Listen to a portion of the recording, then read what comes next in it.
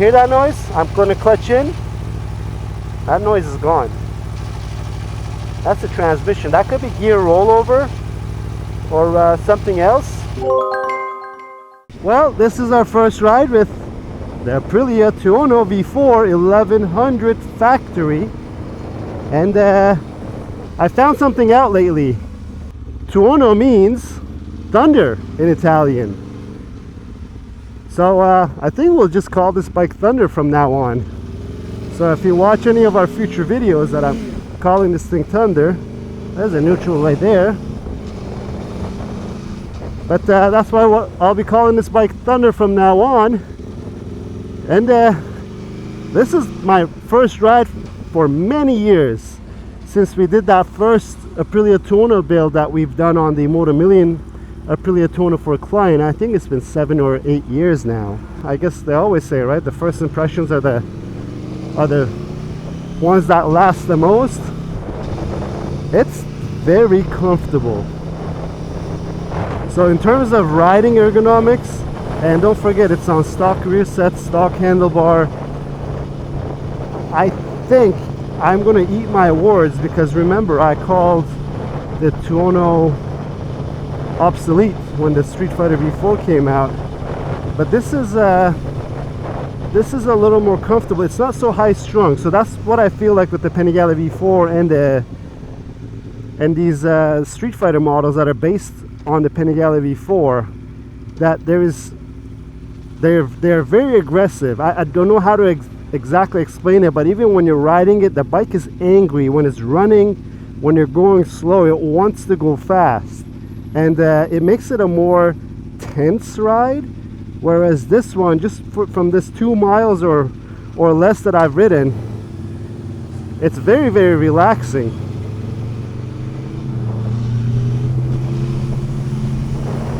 The mirrors, stock mirrors, don't shake, even though we're going to change them, because I'd rather have bar end mirrors on these bikes. And no, yes, and yes, there are Rizoma Stealth mirrors. I just don't think that they look right on these bikes. And I just love these super naked bikes.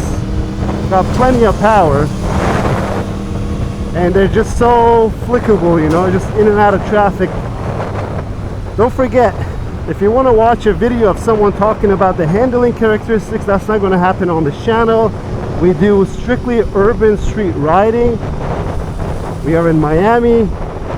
Roads are unfortunately very straight and no curves, so I would leave it to professionals to tell you guys how good these things handle, because let's face it, 99% of us cannot push these things to their handling limits. But that being said, on the road, I'm really enjoying this ride. It's a very hot day in Miami. We're at the end of July. It's probably as hot as it gets in the summertime in Miami.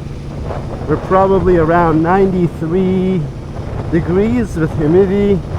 It will feel more like 105, 108.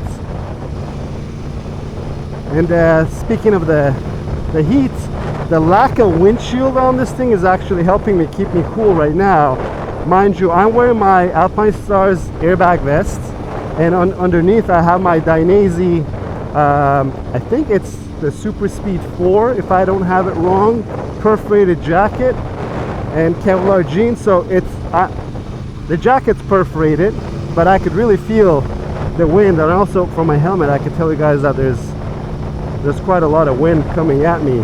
This windscreen doesn't do much, so maybe along the build, one of the first things that we'll do is that windscreen, because I think it kind of looks silly that it's there, that has no other function than windscreens. Look, it doesn't screen any other wind. But I'll definitely either we'll go to something aesthetic if it's going to stay that small, or if something bigger looks good, we'll go with something that's a little more functional.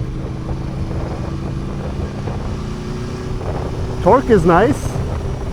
The brakes feel good. It's a cable clutch, so the cable pull is what you expect from a cable clutch. Unlike the Ducati counterparts where they have a hydraulic clutch, and if you have a dry clutch on it, it gets pretty heavy on the pull. This is just a mechanical pull. You get that mechanical cable feel. which is not a bad thing. You could really sense the point where it grabs. So that's kind of nice if you're looking for that kind of you know, direct feel from even your clutch lever. These things shake quite a bit. We got to get rid of this. I don't know if you see it on camera, but they look kind of funny. They're just shaking all the way. I'm in sport mode right now, and I don't think I need anything more than sport mode for just what we're doing. I gotta check the chain or something though, because there is some sort of a noise that I hear. It might be just a rolling noise, but it's not bad. It's just, I just hear it. Maybe it's just a loud chain, or the tension might be just too tight. We'll check that when we are going, but brakes feel good. So I haven't done any hard braking, just the regular braking. The brakes feel pretty direct, which is great, because that's one of our pet peeves, that some of these bikes, when we get them, they're not PDI correctly, or they just something about them, that the brakes are never that immediate, that we still have to bleed them. So hats off to Aprilia. It's kind of cool that Aprilia is more on our radar and it's becoming more relevant. And another thing, the pegs are, the foot pegs are pretty grippy for stock pegs. They're not the grippiest thing, but they are probably the grippiest stock foot pegs. Something that I just noticed right now. But I mean, there's torque. That's also the difference that I feel. So I feel this has a little more low-end torque than a Street Fighter V4 had. Like, it doesn't really struggle that you got to downshift when you're down low at like 2000 RPM. I think throttle response on some occasions can be better, but again, don't forget, this is the stock map, and we'll get that all figured out with the map that we're going to go for this bike. Yeah, I mean, this is more than fast enough for any street bike. We'll get back on a causeway or a highway, so we could do a little bit of pulls. Heat wise, I know a lot of people say these things get hot. It's on the stock exhaust, stock headers and everything. It's hasn't gotten warm yet. The bike says it's at 2 or 3 degrees, so the bike is fairly warm. And when we stop here, we could probably assess the heat of the bike. I really like it. I mean, when you check our first ride on the RSV4 video, we had a lot of little pet peeves, that when you go side to side, the brake levers and stuff are hitting the fairings. The lack of fairings does this a lot of justice, where we don't have to deal with that. And the other thing that I noticed is the steering damper. When you're riding, it actually tightens up. It has an electronic damper. It's an electronic Öhlins damper. When you're riding, it actually tightens itself up. And right now, when I just did this, I just realized it.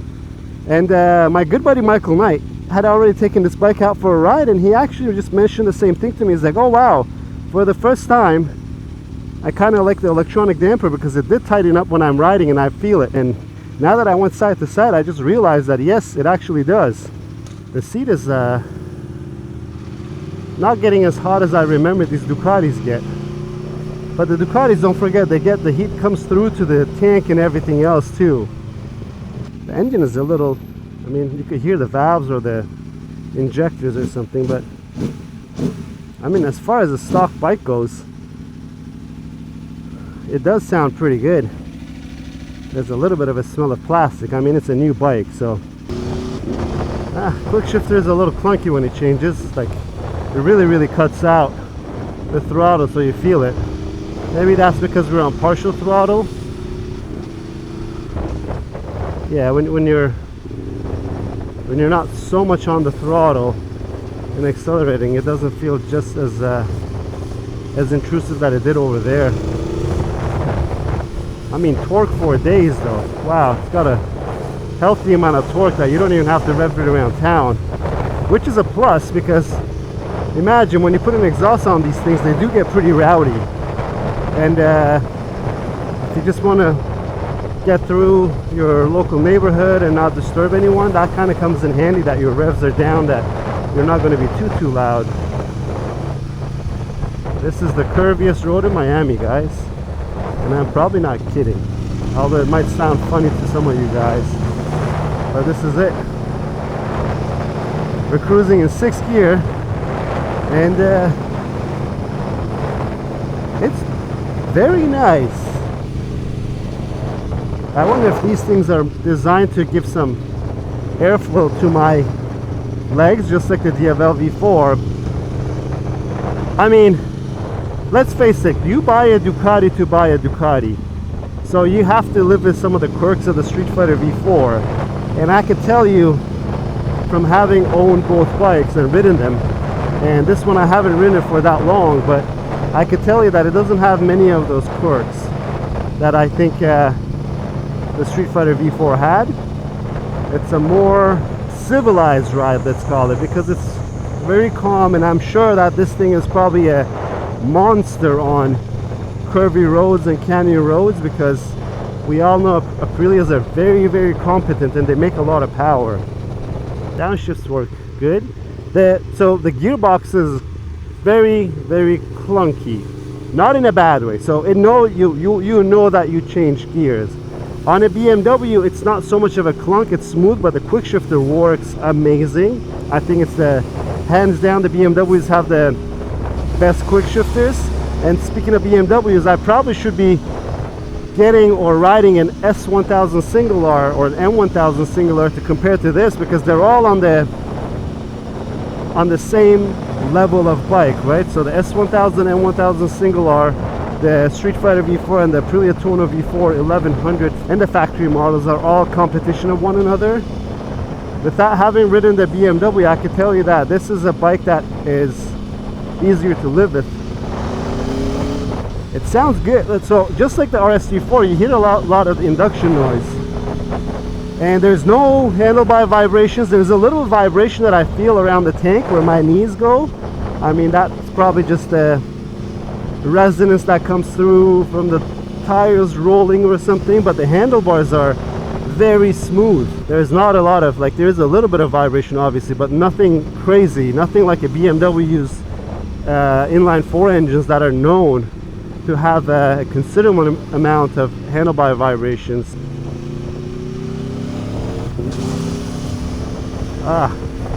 Don't like that shift. It's sometimes when you shift, it's just very, very rough.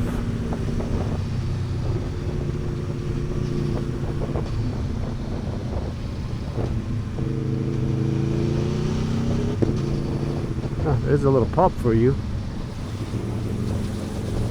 The BMW does that pretty good. So the BMWs have a lot of pops and bangs that are engineered into their tunes. So even on the stock bike you hear it, and I guess it's something that people like. I don't mind it on motorcycles as long as it's not too excessive, but just those crackles on cars, I'm not the biggest fan on cars, but on motorcycles it does sound pretty good. There's a Tesla driver right there, guys. Watch out for the Tesla drivers. We are in Miami Beach, and I'm driving a Tuono Thunder, as I called it already. I usually don't give bikes names, but Tuono means thunder. I love this thing. I mean, it'd be nice to take this out to California, go on the canyon roads, because this is so friendly, man. Such a nice bike. Reminds me that many years ago, where I used to live in Canada, I used to ride. A good friend of mine, Shandon, if you're watching, drop a comment, but he had a Tuono, and he loved that thing. He actually tracked it. We were blessed with some very nice riding roads in Canada where we lived, and he did enjoy his Tuono quite a bit. And I've always liked the Tuono, but I just thought that maybe there's really no point once the Street Fighter V4 is out, but I kind of get it now. Maybe I said that a little prematurely and upset some of you guys when I had said that. But this is actually very, I mean, this is a nice ride. I'm having fun.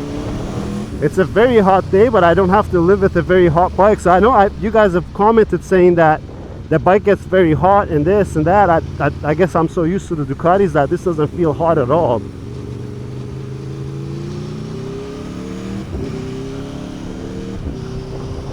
There's the 911 Curve with the aero package.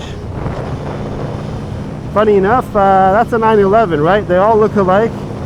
They all have evolved from the Porsche 356, or some would call the Volkswagen Beetle, that looks very much like the 911s. So does Aprilia's, right? Aprilia's have the same kind of philosophy where they evolve their bikes. So the bikes are never ever revolutionary. That stuff hasn't changed much over the years, but it's just little updates that they do. The bikes look the same, the frames look the same, the bikes sound the same, but they are just better bikes overall year over year when they release new models. You can find neutral fairly easily, which is good, because usually on new bikes it's very hard to find neutral, and on BMWs, when the first S1000s came out, it was very hard in 2020, the new generation S1000 I might say. This thing is loose, look at this. This grip is not really adhered well to here. You hear that clunk? Clutch in and that's gone. It wants to have a dry clutch, I guess. You hear it? I don't know if it's coming out on camera. I have to get that recorded somehow for you guys, so you guys know what I'm talking about. So let me get this noise for you guys. I don't know if it's coming out on camera that I try to mention on my ride. You hear that noise? I'm going to clutch in. That noise is gone. That's the transmission. That could be gear rollover or something else. Wants to have a dry clutch is what I call it. It's a little bit of a bumpy road and turn, but I could feel the, there's a big bump here. I could feel the steering damper has got him pretty hard. So again, the damper feels really good for an electronic damper. And if you guys didn't know, Aprilia was always at forefront of electronics on their road bikes. I believe they had some of the firsts in terms of the electronics being available. I don't want to count what it was, because I'm going to probably mess that up and get a few of you guys to comment, and I really want to hear what you guys have to say. But I know for a fact that it was the first bike that you could buy that was a road bike, that was a super bike that came with turn-by-turn traction control, so that when the RS34 at whatever year it came out, you could actually connect it to your app or your computer, and then let's say you're at track X and you want corner 3, you want traction control to be at level 5, at corner 6 you want it at level 3, so you were able to actually get the bike to do that, which was revolutionary. I don't even know if there's any bike that still does that. Oh, I'm not so shocked that the steering damper, the electronic damper, is probably the best damper that I've felt on any bike that I've ridden with an electronic damper, because you actually really feel it. You feel that it's doing its job, where it tightens up that steering wheel for you, where it tightens up that handlebar. It's got a gas gauge, which is cool, because you always want to know how much gas you have and not just guess by how many miles you've ridden. The hottest I've seen it was 212 Fahrenheit. You live in the United States, guys, so these measures are in Fahrenheit for us. I mean, it is hot, but the bike doesn't feel hot. The seat kind of feels hot-ish, but I mean, it's not too bad. That I don't understand the complaints that I've heard from you guys, but maybe just because I'm in such constant movement. We'll get onto the causeway over here soon, and we get to see just to open up the throttle a little bit. The bike's warmed up well. I would have liked to have a nicer response on-off throttle. Again, it's the stock map, so it's going to be better when we flash it. But the torque is really nice. It could be in the same gear.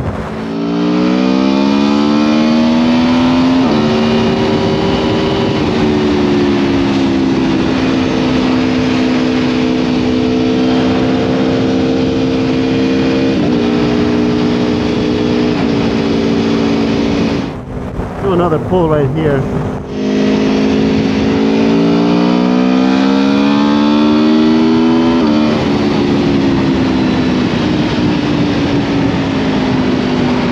The brakes feel really good. Just that there is way too much wind, I think, and it's expected of a naked bike, a super naked bike in this case. So that's not a complaint, just a reminder that we are on a bike that is missing some of its fairings and a bigger windscreen. So I did my little loop that I always do to do my first ride. It's one of the loops, and it's a very pleasant day to ride, and this is a very pleasant bike. So the key takes, let's do some bullet points, right? Extremely comfortable, doesn't get that hot. The electronic damper is fantastic. It doesn't make me miss a mechanical damper that I have adjusted because it's very, very responsive. The tactile things are very nice. So the rear sets are very grippy for stock rear sets, but we can still make them better with a set of good rear sets. The clutch feel is very nice. It's on a cable clutch, and it's not a bad thing that it's on a cable clutch system and not on a hydraulic clutch, because the pull is very, very linear, and it also is light. The windscreen doesn't do much. The mirrors don't shake. So if you want to keep your stock mirrors, if you for whatever reason you like this look, which to me it looks like goofy bunny ears, that's fine. Has plenty of power. Did I say it doesn't get hot? Which I've heard enough of you guys comment, and not a bad thing, you know. Maybe it is hot on some other bikes. For whatever reason we got lucky with this. It's pretty smooth in terms of the power delivery. It has a lot of torque. There is no denying the fact that this bike has plenty of power. It doesn't feel scary fast. Yes, I think that's the right way to put it. It doesn't feel scary fast, because the DeVal V4 was kind of scary fast because of I guess the seating position that you're in, and that bike has quite a bit of power. I don't think it's as fast as this bike, but in the circumstances of a DeVal V4 having that much power, it's scary fast. But this thing feels very well balanced, let's call it, with the power and what you would expect from a bike like this. The quick shifter on slow and partial throttle situations like this is not the smoothest, but on full throttle, or you know, close to full throttle applications of the quick shifter, it works amazingly. I love the intake noise that this thing makes. I don't know if I have any faults for this bike. Maybe we could get into the consumer side of things and say this thing doesn't have the presence of a Ducati. Aprilia is a very amazing brand, and don't forget, if you follow World Superbike, or used to follow World Superbike when Aprilia was there, but now MotoGP, they're doing wonderful things, and they have some of the best riders signed up for the next season. So it kind of has a little bit of a brand awareness part of that. But in terms of, if you want to be the guy with the fancy bike, a lot of people don't even know what an Aprilia is, even some other motorcycle riders. So you have to really like this bike to get it. But when I say that, there's not much not to like about it. Maybe the front end looks a little wonky, but we're going to fix that. We're going to get rid of these mirrors, these turn signals, make it look a little better with a different windscreen. The price point is a little, I think, well, not anymore. The Panigale V4, obviously it's not a competition to this. The Panigale V4S is $34,000 plus tax, title, and fees. These things are right around $21,000, $22,000. So I don't know if their prices are going to go up, but this is the premium model, right? This is the factory with the Olin suspension and all the extra electronics and everything else. So I think that's my first impressions and first ride, guys.